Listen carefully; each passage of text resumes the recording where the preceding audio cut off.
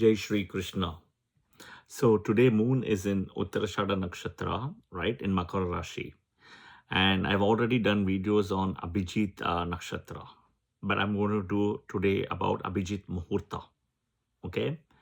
So Abhijit Muhurta, very different from Abhijit Nakshatra, right? Please watch my earlier video on Abhijit Nakshatra. You'll understand the details, the minute details. Yeah. Okay. So Abhijit Muhurta. What is Abhijit Muhurta? Okay. Abhijit Muhurta is a span of 48 minutes. So whatever time you pick, it's 24 minutes plus 24 minutes minus, total 48. Okay. Think about a span of 48 minutes. Specifically, it is a time span when the transit sun, right? When in the transit sun is in the 10th house during the daytime. Okay, whatever time it is, the sun will be in the 10th, should be in the 10th house in transit. Usually it happens around noon time, plus or minus. Okay, so we'll explain some details around it. Okay, so it is kind of calculated 24 minutes before and after the midpoint of the day. 12 p.m. before and after they calculate, but it depends on sunrise time period in the location wherever you are. So let's take an example. We know sun is right now in Gemini. We know that, right? Okay. Sun is in Gemini. So what does this mean? So sun is in Gemini. Let's say the sunrise time at 6 o'clock, 6 a.m. So at the time, sun will be in the Lagna. Gemini ascendant, sun in the Lagna. All right. Okay. Sunrise time, sun at Lagna. Noon, sun will be in the 10th house. Okay. Which means what happens is it will be a Virgo ascendant, not anymore Gemini, Virgo ascendant. Now, sun in the 10th house is very auspicious because two reasons. It gets Digbala. The natural 10th house is Capricorn, which is associated to Devaloka. Okay, Devaloka. Remember that. Okay, the beginning of Devaloka, the so-called the sunrise time for Devaloka, the daytime for Devaloka beginning. Yeah, okay. Sunset, right? When sun will be approximately at the 8th house. So think about sun, in a way, if you think, right, the ascendant will be Scorpio ascendant. Sun will be in the 8th because sun is right now in Gemini in transit. At noon, sun will be still in Gemini, but the ascendant will be Virgo. Sunrise, ascendant is Gemini. Sunset, ascendant will be Scorpio. Midnight, right? Sun will be at the 4th house, okay, naturally. So ascendant will be Pisces, right? 4th house is what is called Nishbala now.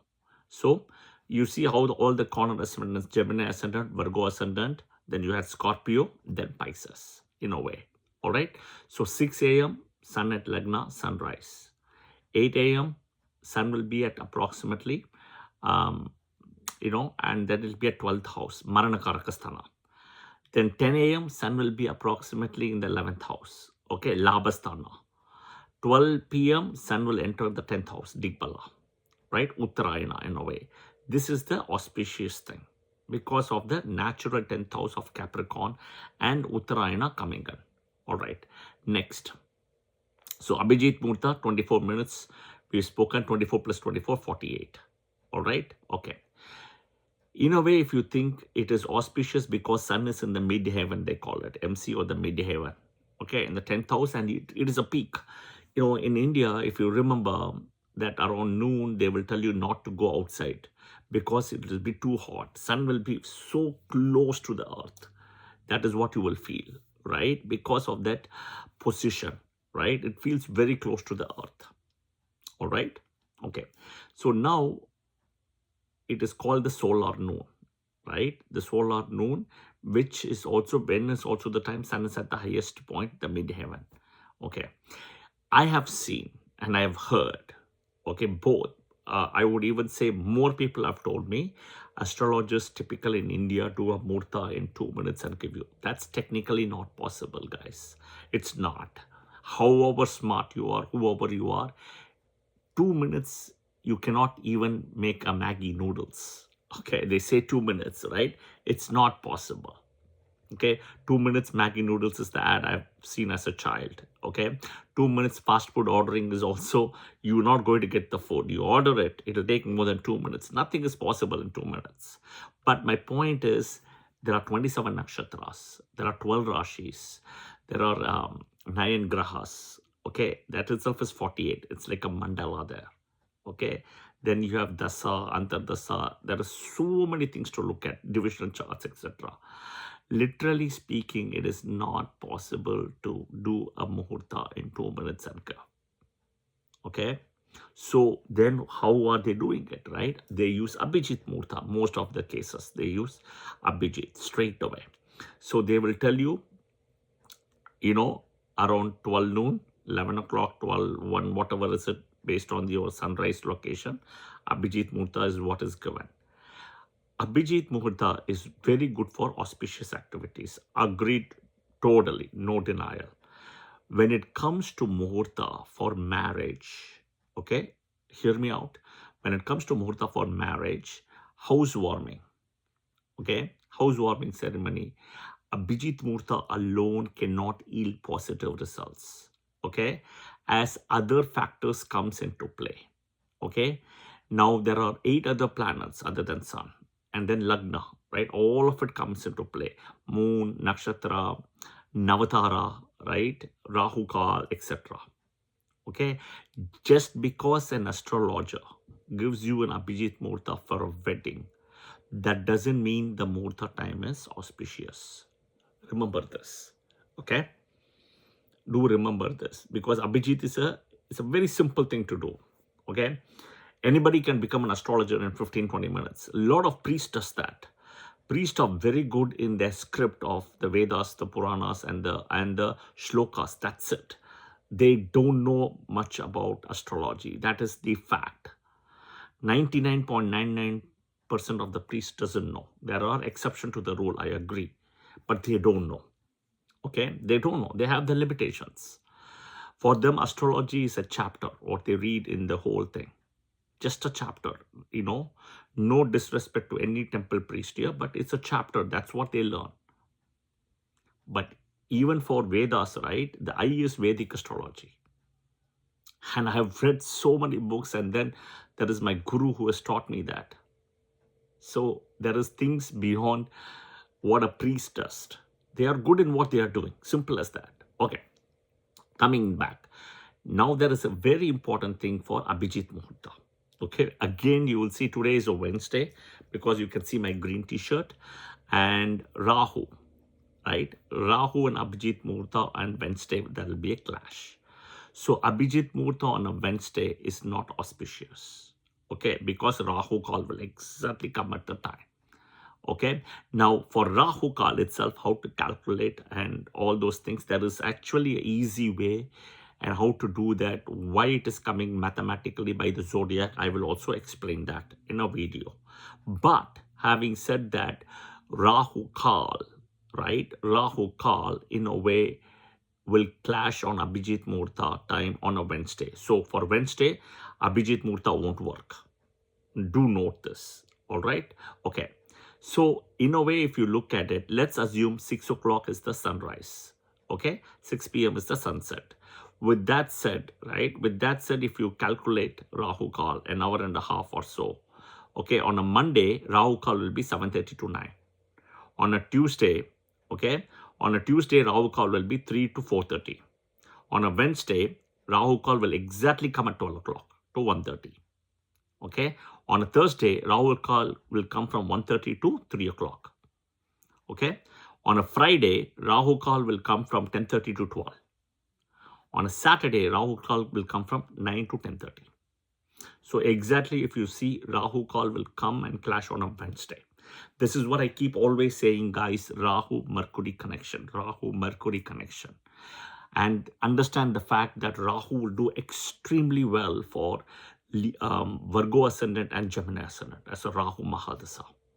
Again, you can see Rahu comes in Mercury here. Okay. But again, it is one point, it is just one thing, right? Abhijit Muhurta. You still have to do a lot of other things. Astrology is a combination of 9 planets, 27 nakshatras, 12 rashis, 120 years Vimshottari Mahadasa, transit, 16 divisional charts, right? There is, and then of course we have conjunction aspects, etc. There are so many things. Just to give with one thing, it's not possible. I have published a video about the power of three. Watch that video. Why three things are needed, you will understand. You have to do minimum three things to kind of bring together. Abhijit Muhurta is technically taking sun in the 10th house. That's it. Right? Sun in the 10th house. Now, is it important? Absolutely, it's very important. See my video on Mars Hora, right? Sun in the 10th house is excellent. 11th house is excellent. Mars Hora. But alone, it tells you for what? So many things. For things like marriage and things like marriage, housewarming, right? All those things, Abhijit Muhurta won't help. It won't help. You have to see how sun is placed at the time. You cannot have so for example, I will tell you, just a month ago, or not even month, we'll keep 15 days ago, sun was sitting in Taurus. Okay, sun was sitting in Taurus in transit. So if sun has to be in the 10th house in transit, the ascendant, in a way, if you look at it, okay, Leo ascendant, sun in Taurus, Leo ascendant. That means what? Ketu is in the Lagna. Why would you give a marriage Muhurta with Ketu in the Lagna? Tell me. Even though it's Abhijit Muhurta 10th house, the Lagna Lord has gone to the 10th. You cannot put Ketu in the Lagna, and that too, it's a malefic Lagna, Leo. Right? So this is what you have to understand. Right? Sun position alone won't determine everything here. Okay? Is it a good position? Yes. But why is natural 10th house so good? Because of Makara, Capricorn, Devaloka. Makara. Right? That is the sunrise time for Devaloka people.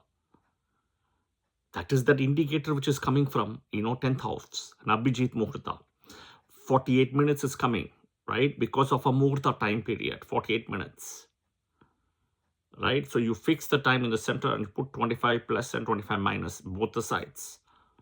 But there is more, guys. There is more. Think about this. For somebody who's studying for, quarterly exam, right? Quarterly exam. It is so different than studying for the annual exam and the public exam. Annual exam, you have to know everything what you have studied from all the quarters and stuff that year. That is annual exam. So annual exam is very, similar and compared to marriage, housewarming, etc. Okay, annual exam. Some small events you want to buy in, do things like this, right? You want to use, that is quarterly exam. That is where you can use Abhijit Muhurta. Simple. Yeah, think about this. I shared my 2 cents. This is the fact. People use Abhijit Muhurta. People use the Panchang and say this is Shubh Muhurta and give. You have to superimpose that for your chart, right? See, an example is antibiotics, penicillin is excellent. For me, it doesn't work and I'm allergic to penicillin. It'll put me to bed. So I can't have penicillin then. You have to know that piece of my allergy. I have to take non-sulfur based drugs. I have to take non-penicillin drugs. If you go to the hospital, they will ask you, are you allergic to penicillin? But what they don't tell you is, are you allergic to sulfur? Sulfur is the backbone in penicillin. Yeah? So again, these are minute details I'm talking, to say that Abhijit Muhurta, like I explained at the start, right? Sun and Lagna, same. That means what happens right now is Gemini ascendant, 6 o'clock a.m., 6 a.m. Then what happens is sunrise, which is the same thing, 6 a.m., sun at Lagna, Gemini ascendant. Noon, sun will be at 10th house, Digbala, right? Which means Virgo ascendant. Sunset, that will be approximately sun at 8th house. Scorpio ascendant, sun will be in Gemini, approximately. Midnight, right? Sun will be at the 4th house, Nishbala, Pisces ascendant. Sun will be in Gemini, Okay, see how the movement has been done, right? So this is how it's so easy to see somebody's chart and say when they have sun in the lagna. Okay, when you see somebody's birth chart, oh, he's born in during the sunrise timing. He's born at the sunrise, sun in the lagna, straight away. Okay, sun in the 10th house, he's born around afternoon, he or she in this case, right? Everything can be seen. Oh, he's born between May 14th to June 14th. Oh, sun has to be in Taurus.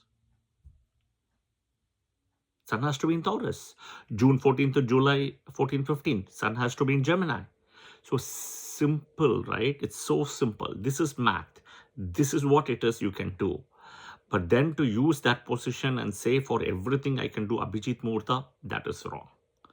Abhijit Muhurta, however wonderful it is, right? And it is extremely different than Abhijit Nakshatra.